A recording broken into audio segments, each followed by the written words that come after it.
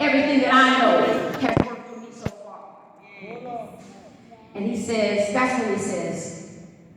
If you pull from this well, if you keep doing the things that you know to do, you're going to keep being hungry. You're going to keep being thirsty. You draw from this well, you'll thirst again. But if you draw from my well, you'll never thirst again. Yes, because I have living water. Draw from my well. Anybody get tired of going back and going back? You got to redo your hustle. You find the hustle and you got to keep working your hustle over and over again. Anybody tired of the hustle? Here comes the verse. Let me make a phone call. Hustle. My birthday's coming up. Let me call all my friends to see how they've been doing on a planned spontaneous call. Hustle. You tired of the hustle? Jesus in essence said you don't have to hustle anymore. Draw from my living well. You'll never have to thirst again. And I want to get to a place in God where I don't have to spiritually try and hustle my way through life in my joy. I don't have to hustle. If I know the living water, he'll keep pouring and pouring and pouring. So that even in a dry land, I'm lacking nothing. He's a good shepherd. That's okay. I'm gonna keep moving, but that just told you the good shepherd. The Lord is my shepherd. I shall not want. And that's what he said. Anybody understand that? That I don't care what your issue is. I don't care what your pain is. I don't care what your hurt is. Jesus said if you're connected with me, I'm living water, you'll never thirst again. And what to me, what his essence is saying, is not that you won't go through something, but not to thirst is to have an answer. To me, thirsty is when I don't know who to call. Thirsty is when I don't know what to do. Never thirsting again says I have a way. Even when there seems to be no way. You'll never thirst again. She said, I want that. Give me some of that water. So he says, okay, then go get your husband. And she said, I only have one. He says, you're right. You had 5, the one you with ain't yours. And what blows me, my mind is not that. We get excited and preach like, yeah, he self-taught her. She didn't have 5 husbands. She got one right now. And one she with ain't hers. She working, coming up to Jesus, working on number 7. I don't know. I didn't preach that before, but the reality of it is I don't know. But what I love about it is her response. He said, the one you with ain't yours. And she said, you sure right.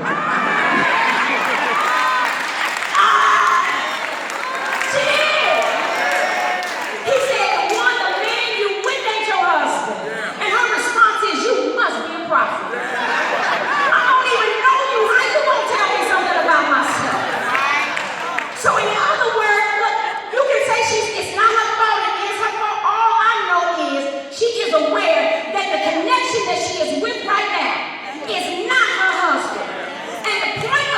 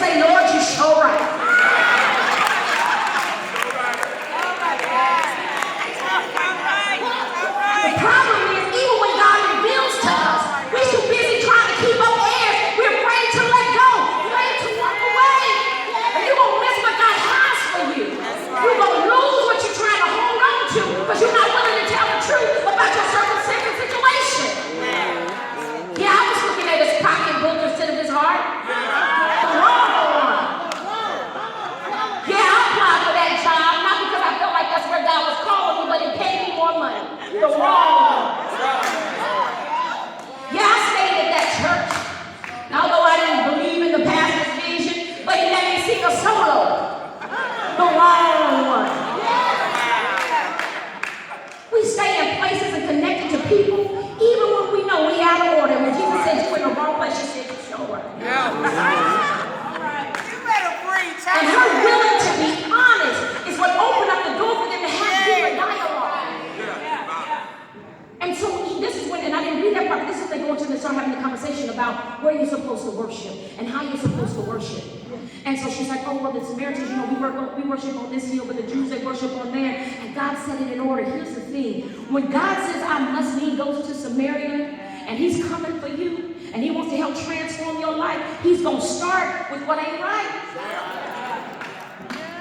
And fix it. And if you're willing for him to fix it, when she was able to be honest, in other words, come before the throne, come before the Father and say, you're right, I am broken, I am undone. Then he could tell her about the worship. Right. He could tell her about the order, because he said it's not even about that.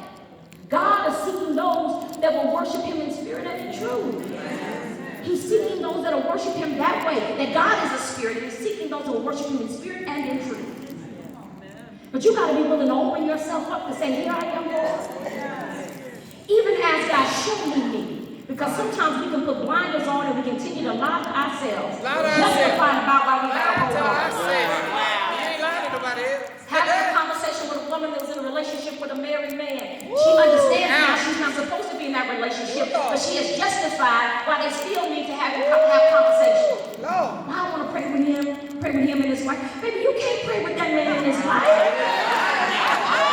Who told you that? How they do that?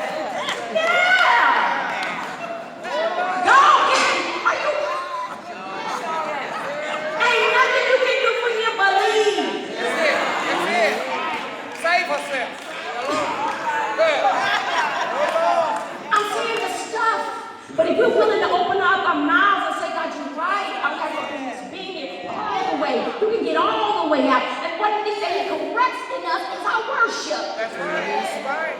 Because when he tells her, when she says, you're right, I'm in the wrong place, they begin to have a conversation about worship. That your worship is out of order. That y'all over here working out of tradition, worship what you think it looks like, that maybe it's holy hands, that maybe it's a particular place, but worship doesn't have anything to do with the location that you're in, but it has everything to do with the relationship and how your heart feels. Because worship can break out in your car, worship can break out in your home, worship can break out in your cubicle. Worship is where anywhere that you realize that God is bigger. Spirit and truth says, wherever I find myself thinking about your goodness and how you kept me and how you saved me, I'm going to worship you. So he corrects the worship. And she said, well, we waiting on the one. He said, the one you're waiting on, that's me. So she gets excited. I'm going to pause on that right quick. She gets excited. We know I'm going to come back to the idea that she drops the water pot.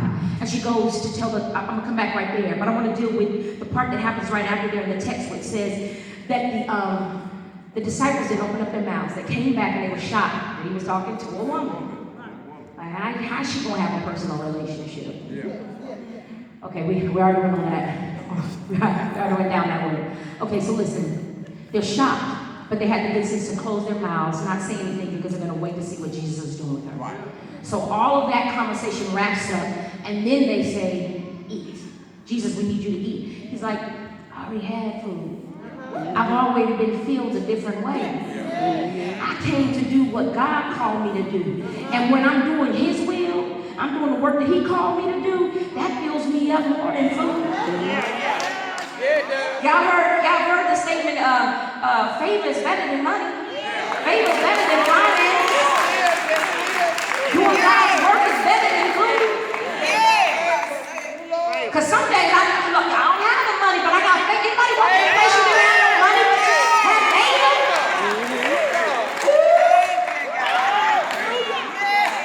There have been some times. It's better than that. He said, I've been doing God's work. That's better than whatever you got in your bag.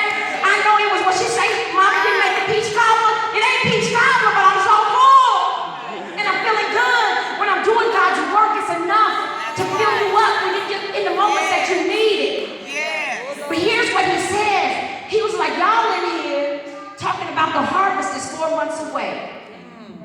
what you need to do is open up your eyes and see that the harvest is already ready.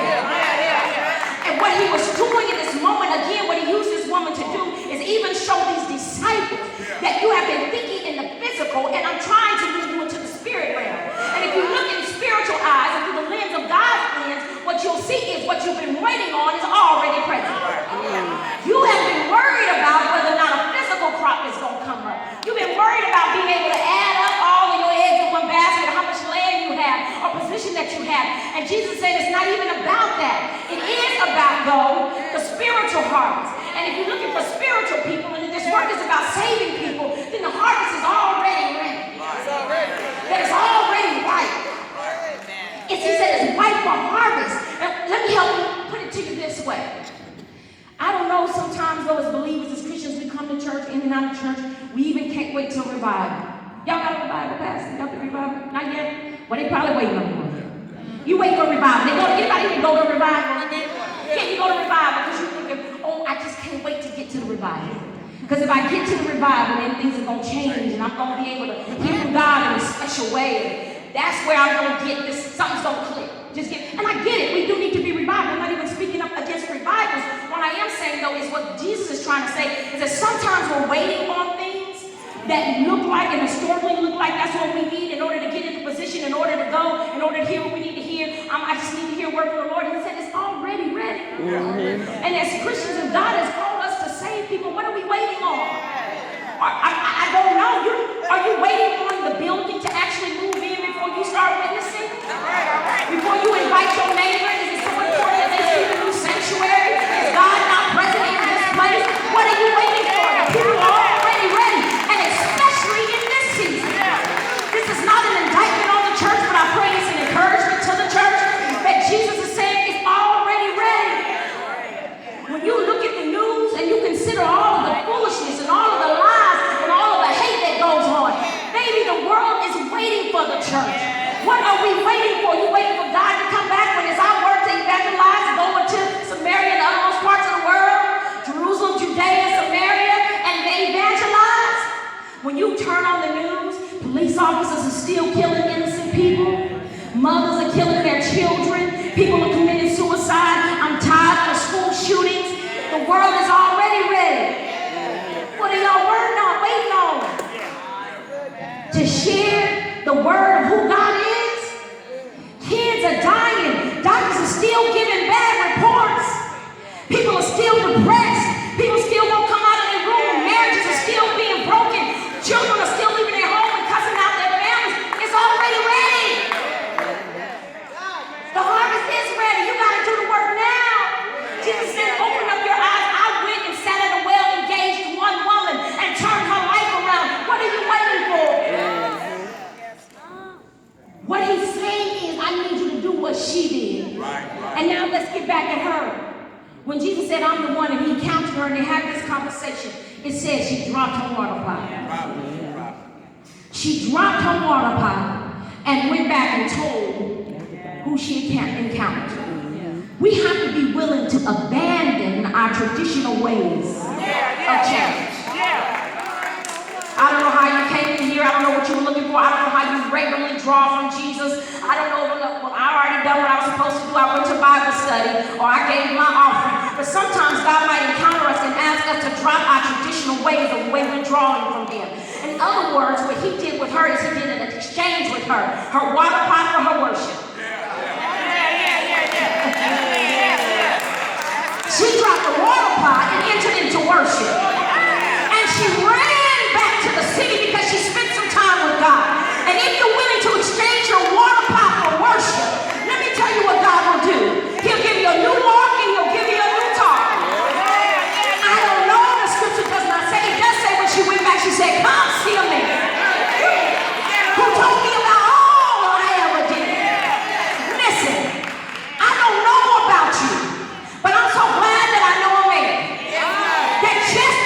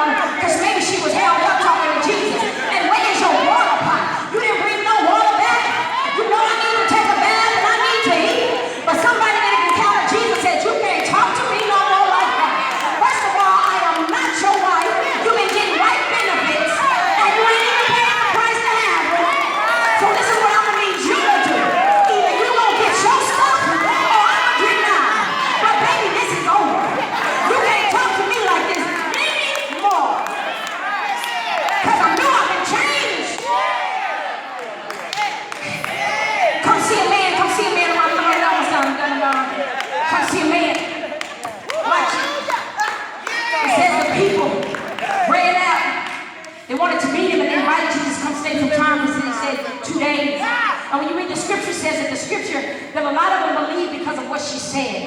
Now I don't know what they thought about her. But let's say that she's such a simple woman and everybody knows she's already living with the wrong man that's been through all this kind of thing. Maybe they even think, maybe she's not divorced, maybe they dying off or whatever. But some kind of way, you don't want to be like, really? Brothers, I know you met a woman who's been married 5 times, you probably be a little scared of her, like, say, huh? What's happening to her? So anyway, she comes in. I don't know what people think about it. She says, come see a man. And they rush to go have a conversation with Jesus. And they said they ran, and many of them believed because of the story that she was telling. And which I love. That when God changes you and transforms you, there can be a whole lot of people that get saved based on your testimony. That's what Revelation says. They can't overcome by the blood of the Lamb and by the word of their testimony. Some of you just need to begin to tell your story. Maybe your children will begin to act right if you tell them what God brought you. Instead of trying to judge them like you ain't never been where they are. Like you ain't never stayed in a party way too long. Some people are going to get saved because you won't tell your story. Yeah, you could have talked about it, that's what I used to be, but I'm telling you now who I encountered, and the transformation that you see in me is because of Jesus. So some of us need to tell our story. But some of us, and I'm going to need you not to get upset about it. Come on now. Some of us who have been saved, if you get the courage enough to start telling your story, everybody ain't going to believe you. They're not going to listen to you, and they don't care nothing about you. That's true. I'm going to give an example. Anybody, a couple seconds. Anybody ever know anybody that's been in trouble? Come on now. Or maybe they've been to jail? Come on now. And then time that person gets out of jail, he or she, they get out of jail, they know everything that's right. How you gonna come up to me and tell me you've been locked up for how long you been locked up? Now you gonna come and tell me about who I need to pray to? And we don't listen. And so I just, for that person that you've been trying to tell your story, but because of how your past was, somebody ain't listening to you, that's really, it's all right. It's all right. It's okay, you got it. Yes, and keep trusting God in your situation. Everybody's not going to listen to you. The other example is I'm thinking about Kanye West. Can I talk about that just real quick? Yeah, like listen, Kanye, I don't know Kanye. I can't tell you Kanye's saved or he's not saved. Depends on what interview you're looking at. Like, I don't know. But I do know when he sings, he at least sings about Jesus. And for church folk to be upset that he's singing about Jesus, like, maybe I don't have a church. So I don't know. Maybe I come in and let him sing about Jesus. Maybe I wouldn't give him the mic and say, give a word. I said, sing, Kanye, just sing. Don't say nothing extra. Like, I don't know, right? Just sing because he's singing about Jesus. But the thing about it is, instead of the platform that this man has, and not hundreds of thousands, but the millions of people that he's reaching, that maybe never heard the word Jesus, are now at least singing about Jesus. And so the responsibility of the church, instead of casting him out because of his past, not willing to believe whether or not he's saved, what about coming and sitting in the room and saying, do you know the one that you're singing about? What about all of the millions of people that don't even know about Jesus but are singing about Jesus because Kanye is singing about Jesus? Seems to me that's an opportunity for the church to go the kingdom. But if we treat them bad, how we gonna win them? You gotta be at least come alongside and say, do you know about him? Let me tell you. You gotta be present in the room. So here's the thing. Everybody ain't gonna believe your story, they're not gonna be excited that you've been changed. But maybe your story at least make them take a look. Wow.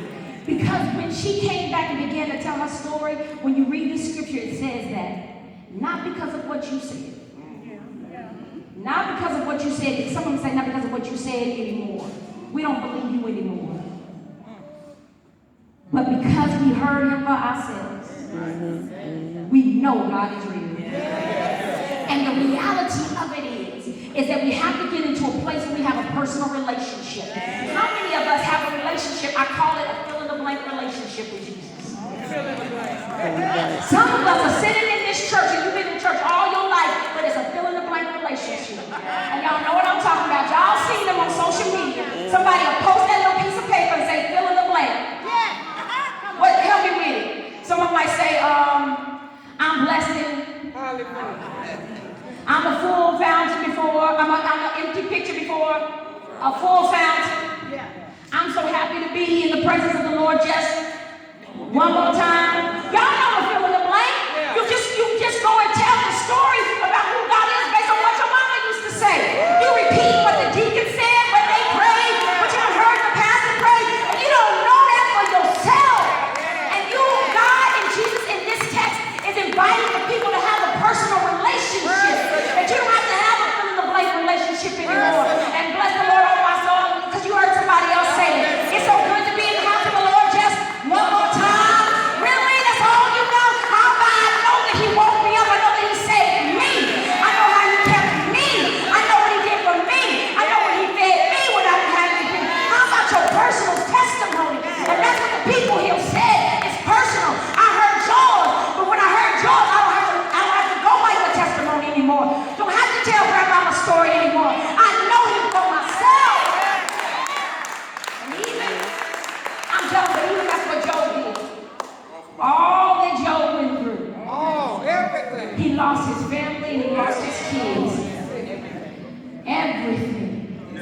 But when he got to the end, he said, God, I heard about you. Woo. I heard about you. But now, I know you for myself.